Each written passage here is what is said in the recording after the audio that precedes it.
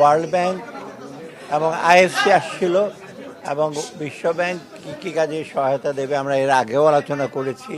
আমাদের financial sector reform, NBR reform এগুলো নিয়ে আলাপ হয়েছে।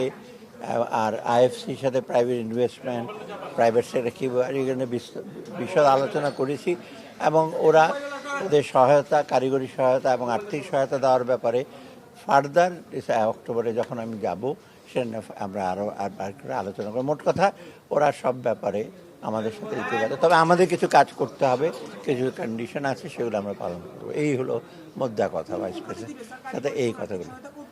না, সেগুলো তো আর্থিক সহায়তা দেবে, কারিগরি সহায়তা দেবে, ব্যাংকিং সেক্টর রিফর্ম আছে, এনবিআর রিফর্ম আছে, তারপর ওদিকে আবার এনার্জি সেক্টরে কিছু আছে। সেগুলো এনার্জিতে সার্বিকভাবে আমাদের আর্থিক উন্নয়নের জন্য এবং সামাজিক উন্নয়নের জন্য ফ্লাড, পোস্ট ফ্লাড রিহ্যাবিলিটেশন, এগুলো সব ব্যাপারে আলাপ হবে।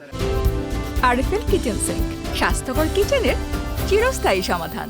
আর একটা হলো না অ্যামাউন্ট, আমি এখন বলবো না অ্যামাউন্ট, কারণ প্রত্যেকটা ডোনার অন্য ডোনার দেবে, সেগুলো একভাবে ইস্যু করে পরে আপনার কাছে সব জানানো হবে যখন যথাসময়ে এটা আমরা জানাবো কোন ডোনার কী দিচ্ছে। এটা এখন না, ওদের সাথে ওয়ার্কআউট করবো।